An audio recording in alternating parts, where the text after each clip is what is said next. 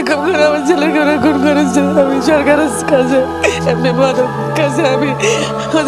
Friends, ಬೆಂಗಾಲ್ನ ಶಿಡ್ಲಿ Sadiq 18 ವರ್ಷದ ಯುವಕ. ಇವರ ಪ್ರಕರಣ ಕೇಳಿದ್ರೆ ಒಂದು ಕ್ಷಣ ಭಯ ಹಿಡಿದವರಾಗ್ತೀರಾ. ಅದೇ 2023 ಆಗಸ್ಟ್ 28ನೇ ತಾರೀಕಿನಂದು ಈ ಶಿದ್ದಿ ಸಾದಿಕ್ ತನ್ನ ತಾಯಿ ನಾದೀರ್ ಅಖ್ತರ್ಗೆ ಕಾಲ್ ಮಾಡಿ ಯಾರೋ ನನ್ನನ್ನು ಅಪಹರಣ ಮಾಡಿದ್ದಾರೆ ಅಂತ ಹೇಳ್ತಾನೆ. ಏನಾಯಿತು ಅಂತ ಕೇಳುವಷ್ಟರಲ್ಲಿ ಆ ಸಂಪರ್ಕ ಕಟ್ ಆಗಿತ್ತು. ಒಂದು ಕ್ಷಣ ಆ ತಾಯಿ ಭಯ ಹಿಡಿದವರಾಗ್ತಾರೆ. ಏನಾಯಿತು ನನ್ನ ಮಗನಿಗೆ ಅಂತ ಸ್ವಲ್ಪ ಹೊತ್ತಿನ ನಂತರ ಅದೇ ನಂಬರ್ಗೆ ಮತ್ತೆ ಕರೆ ಬರುತ್ತೆ. ಆ ಕರೆಯಲ್ಲಿ ಹೇಳಿದ ಮಾತು ಆ ತಾಯಿಯ ಹೃದಯ ಒಡೆದಂತಾಗುತ್ತದೆ. ಅಷ್ಟಕ್ಕೂ ಈ ಶಿದ್ಲಿ ಸಾದಿಕ್ ಯಾರು, ಈತನನ್ನು ಯಾರು ಅಪಹರಣ ಮಾಡಿದ್ರು, ಫೋನ್ನಲ್ಲಿ ಹೇಳಿದ ವಿಷಯವಾದರೂ ಏನು, ಈ ಪ್ರಕರಣ ಎಷ್ಟು ರೋಚಕವಾಗಿದೆ ಅನ್ನೋದನ್ನು ಈ ವಿಡಿಯೋದಲ್ಲಿ ಸಂಕ್ಷಿಪ್ತವಾಗಿ ನೋಡೋಣ. ಸ್ನೇಹಿತರೆ, ಈ ವಿಡಿಯೋ ಶುರು ಮಾಡೋದಕ್ಕಿಂತ ಮುಂಚೆ ನೀವು ನಮ್ಮ ಚಾನಲ್ಗೆ ಸಬ್ಸ್ಕ್ರೈಬ್ ಮಾಡಿಲ್ಲ ಅಂದರೆ ಈ ಕೂಡಲೇ ಸಬ್ಸ್ಕ್ರೈಬ್ ಮಾಡ್ಕೊಳ್ಳಿ. ಹಾಗೆ ಖಂಡಿತ ಅಂತೂ ಈ ವಿಡಿಯೋಗೊಂದು ಲೈಕ್ ಮಾಡಿ. ಹಾಗಾದರೆ ತಡ ಯಾಕೆ, let's get into start the today's video.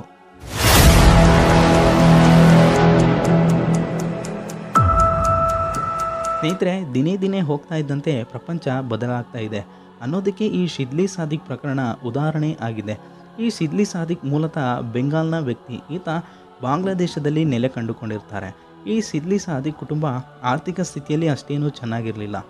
ಈ ಸಾದಿಕ್ ತಾನು ವಾಸವಿದ್ದ ಕಡಲ್ಪುರ್ನಲ್ಲಿ ಕಾಲೇಜು ವ್ಯಾಸಂಗ ಮಾಡುತ್ತಿದ್ದ. ಓದುವುದರಲ್ಲಿ ನಿಪುಣನಾಗಿದ್ದ ಈ ಶಿದ್ಲಿ ಸಾದಿಕ್. ಆದರೆ ಇವನನ್ನು ಹೆಚ್ಚು ಓದಿಸಲು ಅವರ ಕುಟುಂಬದ ಆರ್ಥಿಕ ಪರಿಸ್ಥಿತಿ ಚೆನ್ನಾಗಿರಲಿಲ್ಲ. ಹಾಗಾಗಿ ಶಿದ್ಲಿ ಸಾದಿಕ್ ತಾನು 18 ವರ್ಷದ ಪ್ರಾಯದವನಾಗಿದ್ದರೂ ಕೂಡ ದುಡಿಮೆ ಮಾಡಿಕೊಂಡು ಓದಲು ಶುರು ಮಾಡ್ತಾನೆ. ಹಾಗಾಗಿ ಅಲ್ಲಿನ ಕಡಲ್ಪುರ್ನಲ್ಲಿ ಒಂದು ಪೌಲ್ಟ್ರಿ ಮ್ಯಾನೇಜ್ಮೆಂಟ್ ಕೆಲಸಕ್ಕೆ ಸೇರಿಕೊಳ್ತಾನೆ. ನಂತರ ಈ ಪೌಲ್ಟ್ರಿಯಲ್ಲಿ ಬುಡಕಟ್ಟು ಜನಾಂಗದ 4-5 ಜನ ಇವನ ಜೊತೆ ಕೆಲಸಕ್ಕೂ ಸೇರಿಕೊಂಡು ಕೆಲಸವನ್ನು ಮಾಡ್ತಾ ಇರ್ತಾರೆ. ಈ ಜೊತೆ ಕೆಲಸಗಾರರು ಸಿದ್ದಿಕ್ಕಿಂತ ಹೆಚ್ಚಿನ ವಯಸ್ಸಿನವರಾಗಿರ್ತಾರೆ. ಇದು ಮಾತ್ರವಲ್ಲ, ಸಿದ್ದಿಕ್ ಕೈ ಕೆಳಗೆ ಕೆಲಸವನ್ನು ಮಾಡ್ತಾ ಇರ್ತಾರೆ. ಆದರೂ ಸಿದ್ದಿಕ್ ಇವರನ್ನು ಯಾವುದೇ ಅಂಗಿಲ್ಲದೆ ಸಮಾನವಾಗಿ ಅವರ ಜೊತೆ ಸ್ನೇಹ ಸಂಪರ್ಕ ಮಾಡಿಕೊಳ್ತಾನೆ. ದಿನೇ ದಿನೇ ಹೋಗ್ತಾ ಇದ್ದಂತೆ ಅಲ್ಲಿನ ಕೆಲಸಗಾರರು ಇವನ ಕೈ ಕೆಳಗೆ ಕೆಲಸ ಮಾಡಲು ಹಿಂಜರಿತಾರೆ. ಹೀಗೆ ದಿನ ಕಳೆದಂತೆ ಆತನ ಜೊತೆ ಸರಿಯಾಗಿ ಕೂಡ ಮಾತನಾಡ್ತಾ ಇರೋದಿಲ್ಲ. ಹಾಗೆ ಸಿದ್ದಿಕ್ಗೆ ಹೇಳಿದ ಕೆಲಸವನ್ನು ಇವರು ಮಾಡ್ತಾ ಇರಲಿಲ್ಲ, ಅಸಡ್ಡೆ ಮಾಡ್ತಾಯಿದ್ರು. ಇದರಿಂದ ಕೋಪಗೊಂಡ ಸಿದ್ದಿಕ್ ಒಂದು ದಿನ ತನ್ನ ತಾಳ್ಮೆಯನ್ನು ಕಳೆದುಕೊಂಡು ಬೈಯುತ್ತಾ ಕೆಲಸವನ್ನು ಮಾಡಲು ಹೇಳ್ತಾನೆ. ಹೀಗೆ ದಿನೇ ದಿನೇ ತಕರಾರು ಆಗ್ತಾ ಇರುತ್ತೆ. ಆಗ ಒಂದು ದಿನ ಇವರ ಜೊತೆ ಜಗಳ ಕೂಡ ಆಗುತ್ತೆ. ಈ ವಿಷಯ ಆ ಪೌಲ್ಟ್ರಿ ಮಾಲೀಕನವರೆಗೂ ಕೂಡ ಹೋಗುತ್ತೆ. ಈ ವಿಷಯ ತಿಳಿದ ಆ ಮಾಲೀಕ ಇವರೆಲ್ಲರನ್ನೂ ಗದರಿಸಿ ಜಗಳವಾಡದೆ ಸರಿಯಾಗಿ ಕೆಲಸ ಮಾಡಲು ಸೂಚಿಸುತ್ತಾನೆ. ಆಗ ಈ ಮರ್ಮ ಜನಾಂಗದವರಿಗೆ ತನ್ನ ಮಾಲೀಕ ಬೈದಾಗಿನಿಂದ ಈ ಸಾದಿಕ್ ಮೇಲೆ ಒಂದು ಕಣ್ಣಿಟ್ಟಿರ್ತಾರೆ. ಯಾವ ರೀತಿ ಅಂದರೆ, ಬೇಟೆಗಾಗಿ ಬಹಳ ದಿನದಿಂದ ಕಾದು ಕುಳಿತಿದ್ದ ಸಿಂಹದಂತೆ ಹೀಗೆ 2 ತಿಂಗಳವರೆಗೆ ನಾರ್ಮಲ್ ಆಗಿ ಕೆಲಸವನ್ನು ಮಾಡ್ತಾ ಇರ್ತಾರೆ. 2 ತಿಂಗಳವರೆಗೆ ಯಾವುದೇ ಜಗಳ ತಕರಾರುಗಳು ಇರೋದಿಲ್ಲ. ಒಂದು ದಿನ ಕಾದು ಕುಳಿತು ಈ ಮುರ್ಮು ಗ್ಯಾಂಗ್ ಒಂಟಿಯಾಗಿ ಸಿಕ್ಕ ಈ ಶಿಬ್ಲಿ ಸಾದಿಕ್ನನ್ನು ಸೆರೆ ಹಿಡಿತಾರೆ. ಇದರಲ್ಲಿ ಉಮಂಗ್ ಚಿಂಗ್ ಮರ್ಮ ಎನ್ನುವ ವ್ಯಕ್ತಿ ಇದರಲ್ಲಿ ಪ್ರಮುಖನಾಗಿರ್ತಾನೆ. ಈತನನ್ನು ಸೆರೆ ಹಿಡಿದು ಕಾರಿನಲ್ಲಿ ಅಪಹರಿಸಿ ದುರ್ಗಮ ಸ್ಥಳಕ್ಕೆ ಕರೆದೊಯ್ತಾನೆ. ಆ ದಿನ ಆಗಸ್ಟ್ 28, ತಿಂಗಳ ಕೊನೆಯ ವಾರವಾಗಿತ್ತು. ಇನ್ನು ಶಿಬ್ಲಿ ಸಾದಿಕ್ ಅಪಹರಣ ಆದ ನಂತರ ಆತನ ಫೋನ್ ಆತನ ಬಳಿಯೇ ಇತ್ತು. ಅಂದರೆ ಸುಮಾರು 10ರಿಂದ 12 ಗಂಟೆಗಳವರೆಗೆ ಆ ಫೋನ್ ಆ್ಯಕ್ಟಿವ್ ಆಗಿ ಇತ್ತು. ಎಂದಿನಂತೆ ಮನೆಗೆ ಸರಿಯಾದ ಸಮಯಕ್ಕೆ ಹೋಗುತ್ತಿದ್ದ ಸಾದಿಕ್ ಮನೆಗೆ ಬರದೇ ಇರುವುದನ್ನು ನೋಡಿ ಅವನ ಪೋಷಕರು ಗಾಬರಿ ಆಗ್ತಾರೆ. ನಂತರ ತನ್ನ ಮಗನ ನಂಬರ್ನಿಂದ ಫೋನ್ ಕಾಲ್ ಕೂಡ ಬರುತ್ತೆ. ಫೋನ್ ಬಂದ ತಕ್ಷಣ ಏನು ಎಂದು ಕೇಳುವಷ್ಟರಲ್ಲಿ ಆತನ ಫೋನ್ ಕಟ್ ಆಗುತ್ತೆ. ಇದ್ದಕ್ಕಿದ್ದಂತೆ ಅವರು ಏನು ಮಾಡಬೇಕೆಂದು ಗೊತ್ತಾಗದೆ ಭಯ ಹಿಡಿದವರಾಗ್ತಾರೆ.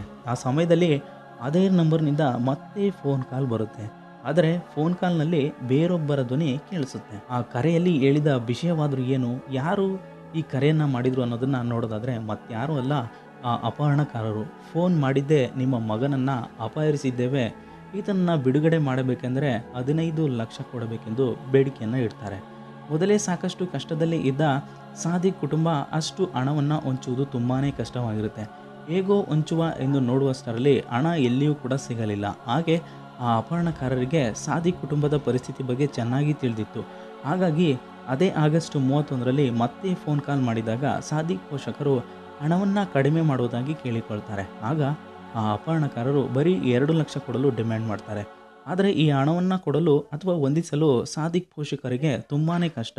ಆದರೂ ಮತ್ತೆಲ್ಲಿ ಕಮ್ಮಿ ಮಾಡಿ ಅಂದರೆ ನನ್ನ ಮಗನನ್ನು ಕೊಂದು ಬಿಡ್ತಾರೆ ಎನ್ನುವ ಭಯದಿಂದ ಆ 2 ಲಕ್ಷ ಹಣವನ್ನು ಹೇಗಾದರೂ ಮಾಡಿ ಹೊಂದಿಸಲು ಶುರು ಮಾಡಿದರು. ಸೆಪ್ಟೆಂಬರ್ 4ನೇ ತಾರೀಕು ಆ ಹಣವನ್ನು ಹೊಂದಿಸಿದ ಪೋಷಕರು ಆ ಅಪಹರಣಕಾರರಿಗೆ ಫೋನ್ ಮಾಡ್ತಾರೆ. ಹಣ ರೆಡಿ ಇದೆ, ಎಲ್ಲಿಗೆ ಬರಬೇಕು ಅಂತ ಕೇಳ್ತಾರೆ. ಮೊದಲೇ ಆ ಅಪಹರಣಕಾರರು ಒಂದು ಜಾಗವನ್ನು ಫಿಕ್ಸ್ ಮಾಡಿದರು. ಆ ಜಾಗಕ್ಕೆ ಹಣವನ್ನು ತರೋದಕ್ಕೆ ಹೇಳ್ತಾರೆ. ಆತುರವಾಗಿ ತನ್ನ ಮಗನನ್ನು ಬಿಡಿಸಿಕೊಳ್ಳಲು ಆ ಹಣದ ಜೊತೆ ಅವರು ಹೇಳಿದ ಜಾಗಕ್ಕೆ ಹೋಗ್ತಾರೆ. ಅಲ್ಲಿ ಫಿಲ್ಮಿ ಸ್ಟೈಲಿಯಲ್ಲಿ ಇಬ್ಬರು ಮುಖಕ್ಕೆ ಮಾಸ್ಕ್ ಹಾಕ್ಕೊಂಡು ಬರ್ತಾರೆ. ಆದರೆ ಸಾದಿಕ್ ಅಲ್ಲಿ ಇರಲಿಲ್ಲ. ಇದರಿಂದ ಬೇಜಾರಾದ ಪೋಷಕರು ನನ್ನ ಮಗ ಎಲ್ಲಿ ಎಂದು ಕೇಳಿದಾಗ, ಮೊದಲು ನೀನು ಹಣವನ್ನು ಕೊಟ್ಟು ಹೋಗು, ನಿನ್ನ ಮನೆಗೆ ನೀವು ಹೋಗುವಷ್ಟರಲ್ಲಿ ನಿಮ್ಮ ಮಗ ಬರ್ತಾನೆ, ಅಲ್ಲಿರ್ತಾನೆ ಅಂತ ಹೇಳ್ತಾರೆ. ಆಗ ಆ ಪೋಷಕರು ತನ್ನ ಮಗನ ನೋಡಲು ಆತುರವಾಗಿ ಮನೆಗೆ ಓಡಿ ಬರ್ತಾರೆ. ಆದರೆ ನಿರಾಶೆ, ಮನೆಯಲ್ಲಿ ತನ್ನ ಮಗ ಇರಲಿಲ್ಲ. 3 ದಿನಗಳಾದರೂ ತನ್ನ ಮಗ ಬರದೇ ಇದ್ದದ್ದನ್ನು ಕಂಡು ಆ ಪೋಷಕರು ತನ್ನ ಮಗನ ಅಪಹರಣದ ಕುರಿತು ಪೊಲೀಸ್ ಸ್ಟೇಷನ್ನಲ್ಲಿ ದೂರು ನೀಡ್ತಾರೆ. ದೂರು ನೀಡುವ ವೇಳೆ ತನ್ನ ಮಗ ಹಾಗೂ ಅಲ್ಲಿನ ಕೆಲಸಗಾರರ ಜೊತೆ ಇದ್ದ ಜಗಳದ ಬಗ್ಗೆನೂ ಕೂಡ ಹೇಳ್ತಾರೆ. ಆಗ ಪೊಲೀಸ್ನವರು ಮರ್ಮ ಗ್ಯಾಂಗ್ 4 ಜನರ ಹೆಸರಲ್ಲಿ FIR ಅನ್ನು ದಾಖಲಿಸಿಕೊಳ್ತಾರೆ. ಕೊನೆಗೆ ಅವರನ್ನು ಹುಡುಕಲು ಶುರು ಮಾಡ್ತಾರೆ. ನಂತರ ಅವರು ಇದ್ದಂಥ ಜಾಗವನ್ನು ಪತ್ತೆ ಹಚ್ಚಿ ಅವರನ್ನು ವಶಕ್ಕೆ ಪಡೆದುಕೊಳ್ತಾರೆ. ನಂತರ ವಿಚಾರಿಸಿದಾಗ ಯಾವುದೇ ಪ್ರತ್ಯುತ್ತರ ಸಿಗುವುದಿಲ್ಲ. ಕೊನೆಗೆ ಅವರನ್ನು ಕಸ್ಟಡಿಗೆ ತೆಗೆದುಕೊಂಡು ಬೇರೆ ರೀತಿಯಲ್ಲಿ ವಿಚಾರಿಸಿದಾಗ ಅದರ ಬಗ್ಗೆ ಇದ್ದ ಮಾಹಿತಿಗಳನ್ನು ಪಡೆದುಕೊಳ್ಳಲು ಶುರು ಮಾಡ್ತಾರೆ. ಈ ಪ್ರಕರಣದಲ್ಲಿ ಮುಖ್ಯ ಆರೋಪಿ ಉಮಾಂಗ್ ಚಿಂಗ್ ಮರ್ಮ. ಇವನು ಮತ್ತೆ ಇವನ ಜೊತೆ ಇದ್ದಂಥ ಇನ್ನಿಬ್ಬರನ್ನು ಬಾಯಿ ಬಿಡಿಸಿದಾಗ ಅಲ್ಲಿ ಇದರ ಬಗ್ಗೆ ಮಾಹಿತಿ ಹೊರಬೀಳುತ್ತೆ.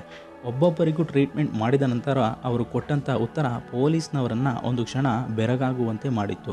ಮೊದಲೇ ಶಿದ್ಲಿ ಸಾದಿಕ್ ಹಾಗೂ ಆ ಮರ್ಮ ಜನಾಂಗದವರ ಜೊತೆ ಜಗಳ ಆಗಿರುತ್ತೆ. ಇದರಿಂದ ಸಿಟ್ಟಿಗೆದ್ದ ಅವರು ಆಗಸ್ಟ್ 28ನೇ ತಾರೀಕು ಶಿದ್ಲಿ ಸಾದಿಕ್ನನ್ನು ಅಪಹರಿಸಿದರು. ಇವನನ್ನು ಅಪಹರಿಸಿ ಇವನಿಗೆ ಚಿತ್ರಹಿಂಸೆ ಕೊಟ್ಟು ಬಿಡುಗಡೆ ಮಾಡುವುದೇ ಅವರ ಉದ್ದೇಶವಾಗಿತ್ತು. ಆದರೆ ಹಣ ಪಡೆದರೂ ಇವನನ್ನು ಯಾಕೆ ಬಿಡುಗಡೆ ಮಾಡಲಿಲ್ಲ ಅಂದರೆ, ಮೊದಲೇ ಶಿದ್ಲಿ ಸಾದಿಕ್ಗೆ ಇವರ ಮುಖ ಪರಿಚಯ ಇರೋದ್ರಿಂದ ಇವನನ್ನು ಬಿಟ್ಟರೆ ಪೊಲೀಸ್ ಬಳಿ ಹೋಗಿ ದೂರು ಕೊಟ್ಟು ನಮಗೆ ಆಪತ್ತು ಬರುವಂತೆ ಮಾಡ್ತಾನೆ ಎಂದು ತಿಳಿದು ಅವನನ್ನು ಹತ್ಯೆ ಮಾಡಿದರು. ಮುಂದೇನಾಯಿತು ಅಂದರೆ, ಇದನ್ನು ಕೇಳಿದ ಪೊಲೀಸ್ನವರೇ ಬೆಚ್ಚಿ ಬೀಳ್ತಾರೆ. ಆತನ ಶವ ಯಾರಿಗೂ ಸಿಗದಂತೆ ತುಂಡರಿಸಿ ಬೇಯಿಸಿ ಅಡಿಗೆ ಮಾಡಿ ತಿಂದು ಬಿಡ್ತಾರೆ. ಆತನ ದೇಹದ ಕೆಲವು ಭಾಗಗಳನ್ನು ಒಂದೆಡೆ ಎಸೆದು ಬಿಡ್ತಾರೆ. ಶಿದ್ಲಿ ಸಾದಿಕ್ಗೆ ಆ ಮರ್ಮ ಜನಾಂಗ ಅಥವಾ ಆ ಬುಡಕಟ್ಟು ಜನಾಂಗದವರ ಬಗ್ಗೆ ಗೊತ್ತಿದ್ದರೂ ಅವರ ಜೊತೆ ಸ್ನೇಹವನ್ನು ಮಾಡ್ತಾನೆ.